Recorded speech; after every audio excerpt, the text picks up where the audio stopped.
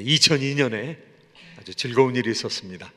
월드컵 축구대회가 있었는데 우리나라가 4강에 올라가게 되었습니다.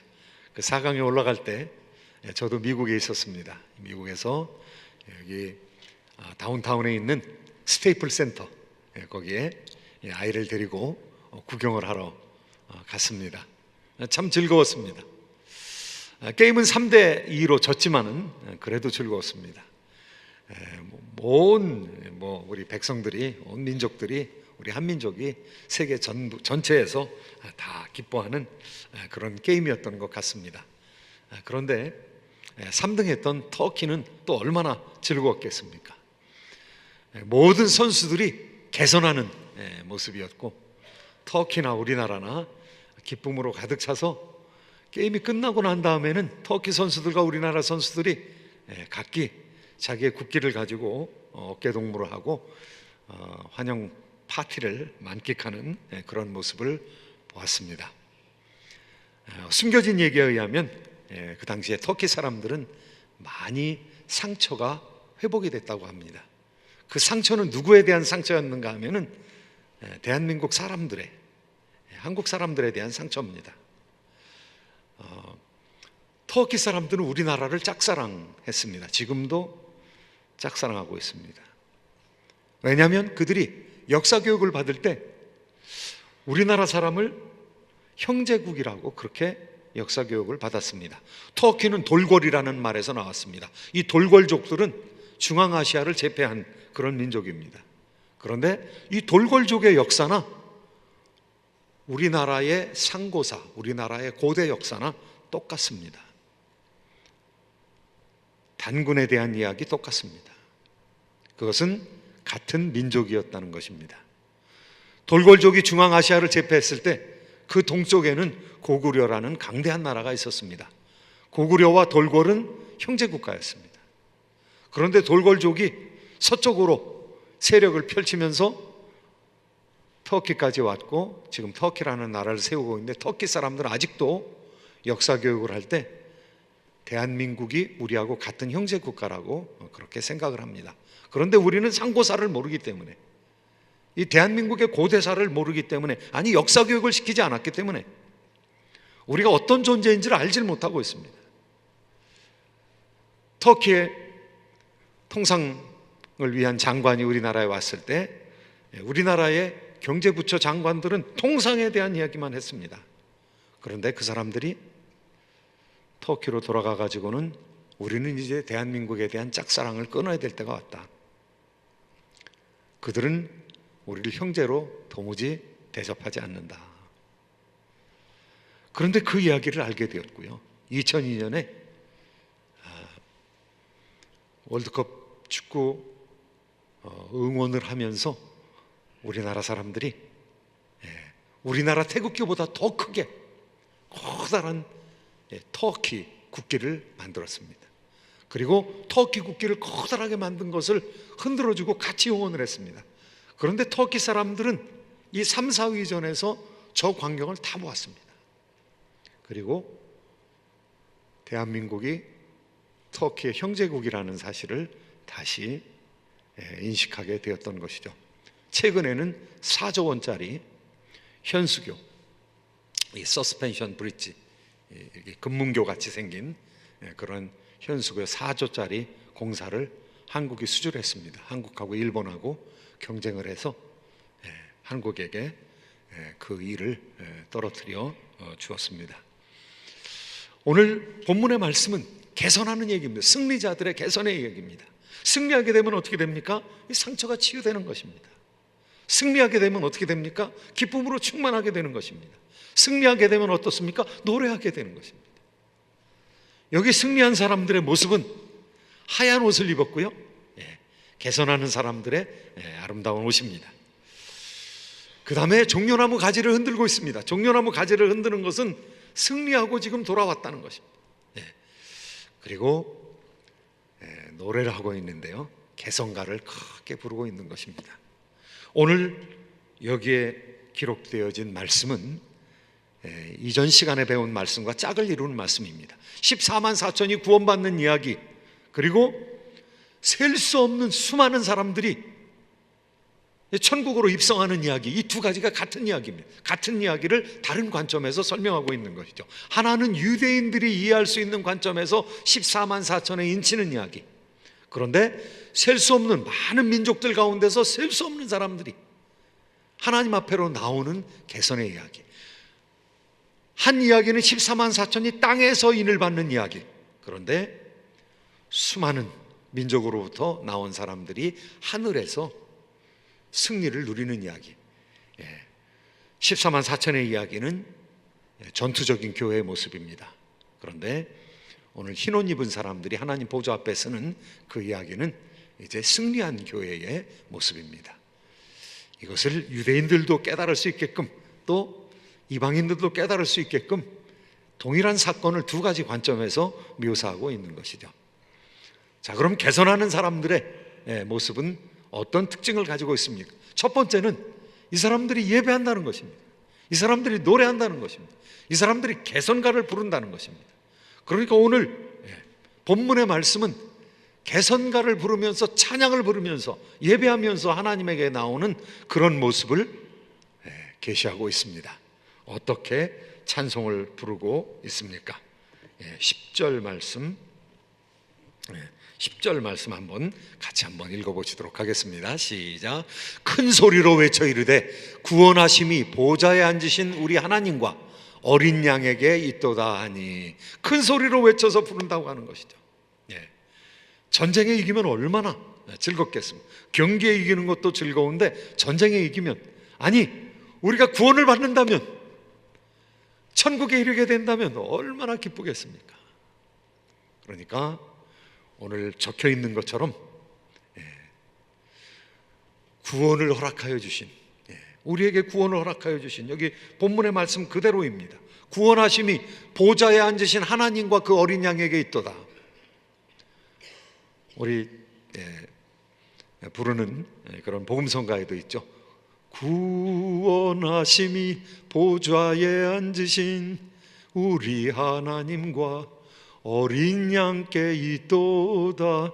구원하심이 보좌에 앉으신 우리 하나님과 어린 양께 있도다. 뭐 찬양하는데 이 구원받은 사람이 다 노래하게 된다는 거예요. 옛날 복음성가 중에서 Oh, when the saints go marching in, 이런 노래가 있습니다. 하나님, 우리가 그 수에 끼기를 원합니다. All Lord, I want be among the number when the saints go marching in. 하늘나라로 들어갈 때 그 수에 끼기를 원합니다. Oh, when the saints, the Savior's praise, when they sing the Savior's praise. 구원받은 자를 향해서 우리가 노래 부를 때 Oh Lord, I want be among the number. 우리가 그 안에 끼기를 원합니다. 앞으로 미래에 벌어질, 천국에서 하나님의 보좌 앞에서 벌어질 이 찬송하는 이야기가 바로 저와 여러분의 얘기인 줄로 믿습니다. 우리가 구원받을 때 그렇게 된다는 거죠. 하나님, 우리도 그 안에 끼게 해주시옵소서. 믿음으로 나가는 하나님의 백성들에게 그 미래가 주어진다는 것이죠. 이스라엘 사람들이 홍해를 건넜을 때 얼마나 기뻤는지 모릅니다. 홍해를 건넜을 때 홍해는 건너왔고 자신을 따르는 이 대적, 이 이집트의 강군, 그런 군대들이 빠졌거든요.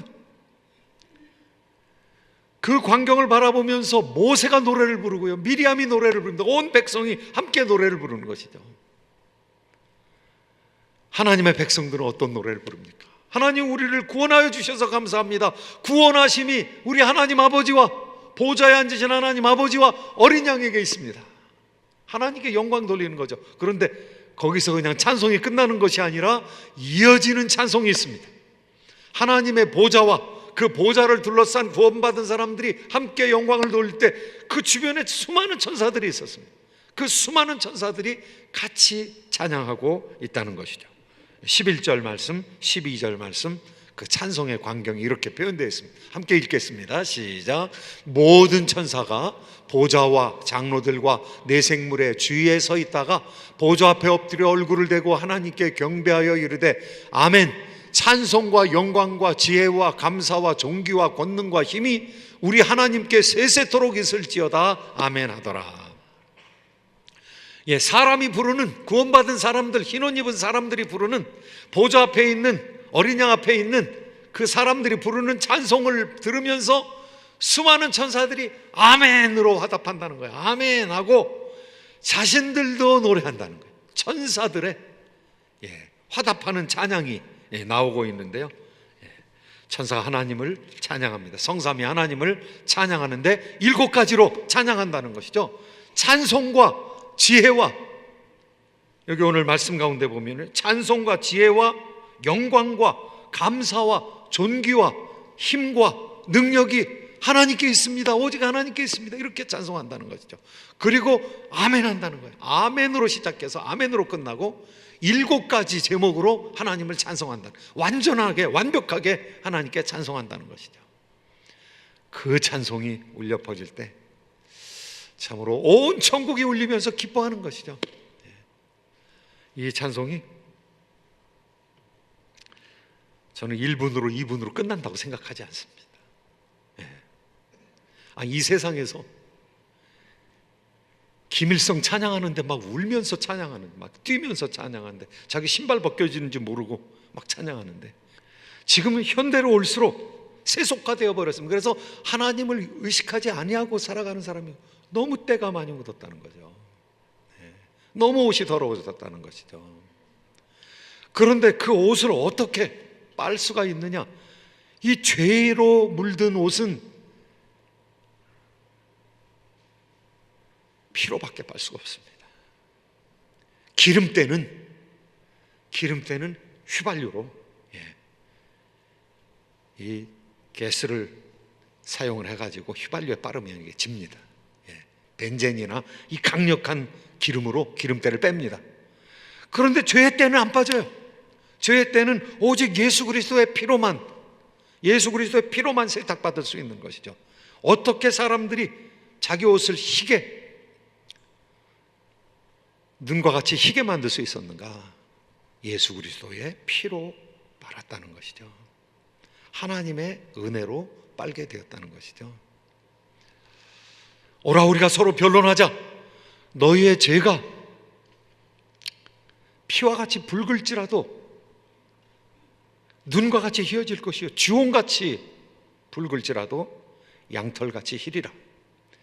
예수 그리스도에게 그분으로부터 나오는 십자가의 보혈이 우리의 죄를 씻어주시는 줄로 믿습니다. 그런데 이 사람들이 어디서 나오느냐? 어디서 자기의 죄를 씻었느냐? 이 사람들이 환난으로부터 나오는 자들이라는 거예요. 그것도 큰 환난으로부터 나오는 자들이라는 거예요.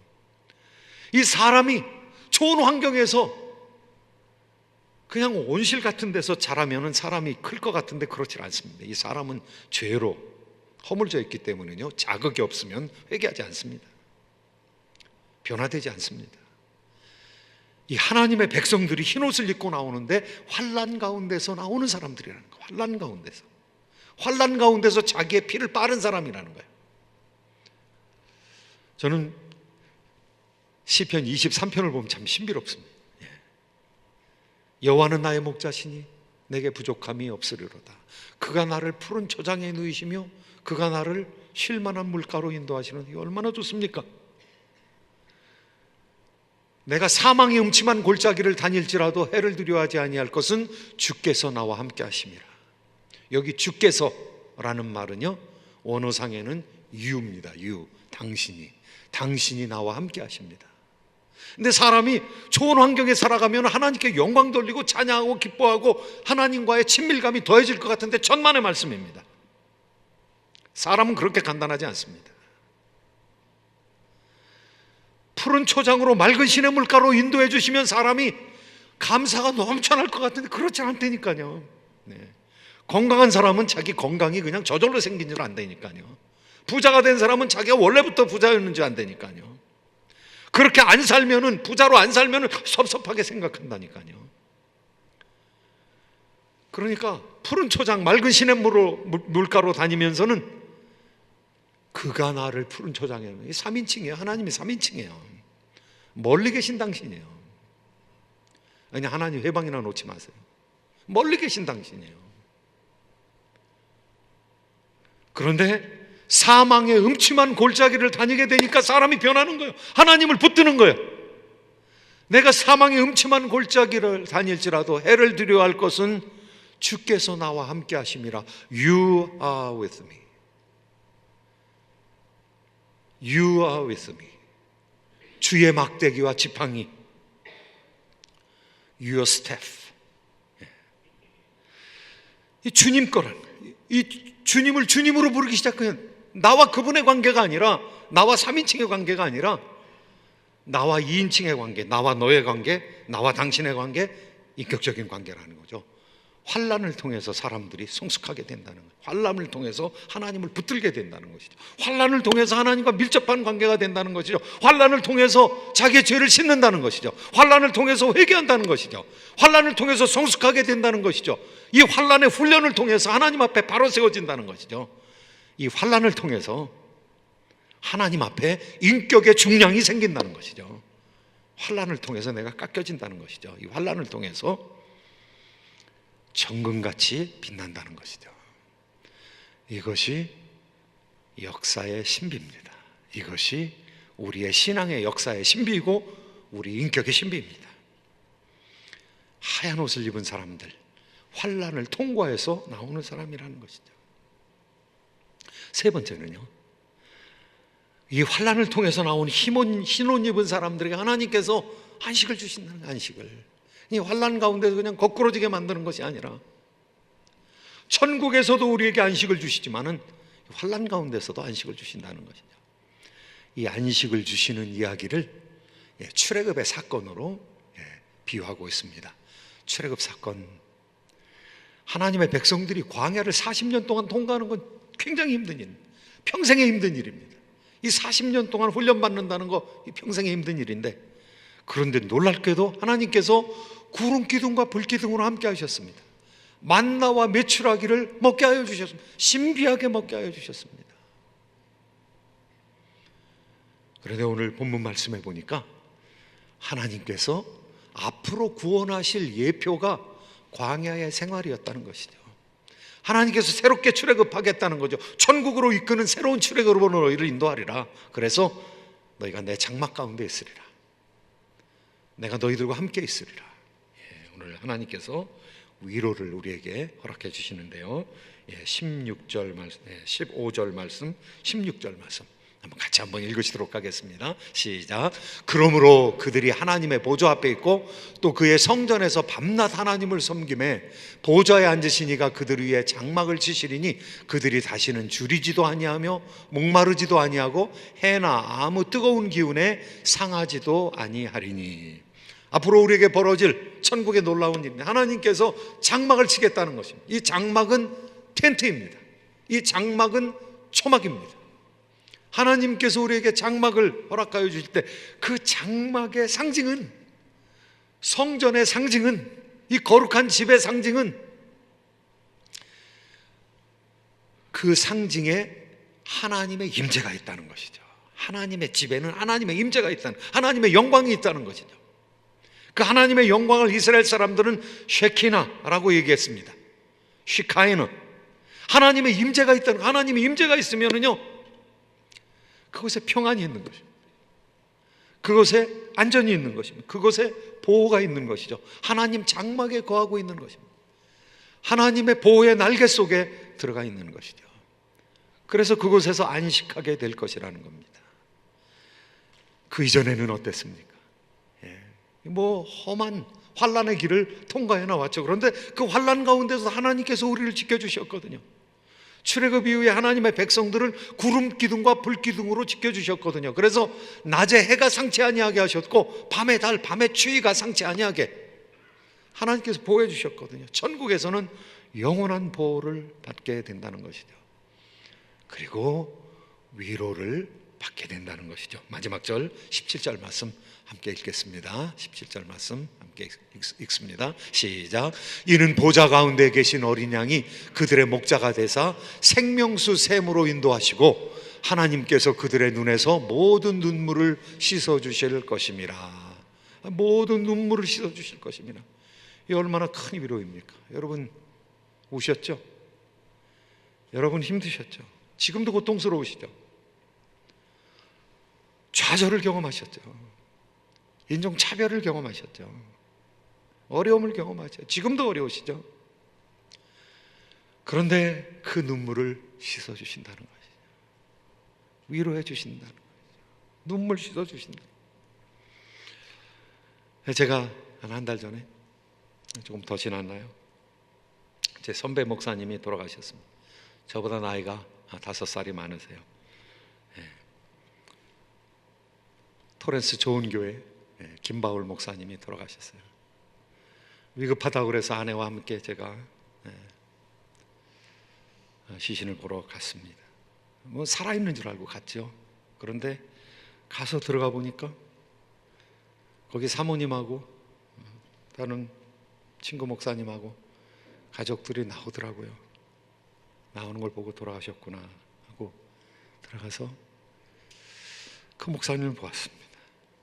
목사님 돌아가셨는데 여기 눈물이 있더라고요. 눈물. 돌아가셨는데 눈물이 있더라고요. 눈물을 닦아드렸어요. 아니 어떻게 마지막 눈물을 흘리고 돌아가셨는가. 그 마지막 모습이 눈물을 흘리는 모습, 뭐 인생이 다 그런 거죠. 이 세상 삶이 환난인 거죠. 이 환난은 뭐 특별한 환난이 아니라 이 세상 삶이 환난입니다. 여기서 환난의 기간을 얘기한다면 환난의 기간은 예수님의 초림부터 재림까지입니다. 예수님 계실 때는 기뻤어요. 믿는 사람들은 환희였어요. 즐거움이었어요. 하나님의 형상을 보는 거였어요. 우리가 그 영광을 보니 아버지 독생자의 영광이요 은혜와 진리가 충만했어요. 그런데 그 예수님이 돌아가시고 난 다음에는 금식해야 될 때가 온 거죠. 어려움을 당할 때가 온 거죠. 성도들이 핍박받을 때가 온 것이죠. 그때로부터 시작해서 예수님 재림할 때까지가 환난입니다.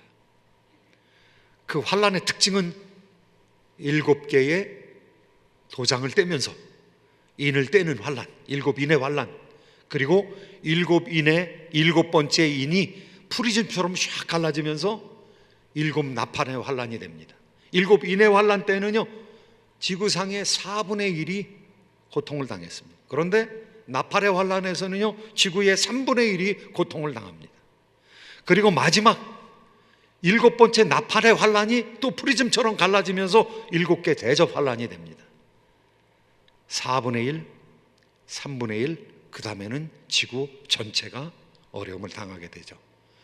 이런 환난이 초림부터 재림까지 계속되고 있는데 종말로 갈수록 환난이 격해진다는 것입니다. 우리는 환난에 지금 막바지를 살아가고 있는 것이죠. 점점 더 이 세상이 격한 환난 속으로 들어가게 될 것입니다. 그런데 그 가운데서 우리가 믿음을 더욱더 견고히 가질 뿐만 아니라 위로받게 된다는 것이죠. 눈물의 씻김을 받게 된다는 것이죠. 하나님의 은혜로 세움을 받게 된다는 것이죠. 말씀 맺겠습니다. 이 환난에서 나온 흰옷 입은 사람들의 모습은 어떠해야 될 것인가? 성도들은 어떻게 살아야 될 것인가? 앞으로 위로를 받는 사람들, 승리의 월계관을 쓰는 사람들은 어떤 모습으로 이 세상을 살아야 될 것인가? 천국에 올라가서 하는 일들을 보니까 우리가 이렇게 살면 되겠구나. 3가지로 얘기하고 있습니다. 첫 번째는 찬송하는 사람, 예배하는 사람으로 살아가야 된다는 것이죠. 하나님을 예배하는 사람으로 살아가야 돼. 예배의 성공자가 되어야 된다. 오늘 우리가 3부 예배 이후에는 사람들을 뽑게 될 것입니다. 지도자를 뽑게 될 것입니다. 어떤 사람을 뽑게 되는가? 예배하는 자를. 그래서 예배에 잘 참석하는, 주일 성수하는 그런 사람을 뽑게 되는 것이죠. 그래서 아예 후보자를 세울 때 몇 개의 카테고리가 있는데요. 주일 성수하는 사람, 뭐 바빠서 출장도 다니고 그럴 수 있습니다. 그래도 70%는 넘어야 교회에서 직분자로서 봉사를 할 수 있지 않느냐. 그리고 아낌없이 봉사하는 사람들, 그리고 하나님 앞에 헌금 드리는 사람들, 하나님 앞에 물질로 봉사하는, 책임질 줄 아는 사람들, 그 다음에는요, 초신자는 안 된다고 성경에서 얘기하고 있습니다. 왜냐하면 초신자가 교만해질 수도 있고 실족해질 수도 있기 때문에. 그래서 3년 이상 서리집사로 혹은 3년 이상 안수집사로 있었던 사람들을 장로로, 안수집사로 피택하게 된다고 이제 여러분에게 공고한 바와 마찬가지입니다. 예배 성공자가 되어야 됩니다. 이 두 번째는요, 어린 양의 피에 자기 옷을 씻은 사람, 예수 그리스도로 말미암아 살아가는 사람들, 환난을 넘어가면서 자기 신앙 입증이 된 사람들, 이런 사람들이 하나님의 지도자가 될 수 있다는 것이죠. 고통당하는 경우에 그 고통을 참고 인내해가면서 믿음의 행보를 계속하는 사람들. 의인은 오직 믿음으로 말미암아 산다고 그랬는데, 환경이 좋든 나쁘든, 그리고 다른 사람들의 비판의 표적이 되든 비난의 표적이 되든 말든 꿋꿋이 믿음으로 살아가는 사람들, 예수 그리스도를 붙들고 십자가를 붙들고 살아가는 사람들, 그리고 그렇게 살아가기 위해서 훈련하는 사람들, 훈련받는 사람들, 사망의 음침한 골짜기를 다니면서 훈련받는 사람들. 그 다음에 세 번째는 다른 사람의 기대를 언덕이 되는 사람, 다른 사람의 도움이 되는 사람들. 말세 경건한 사람을 보겠느냐?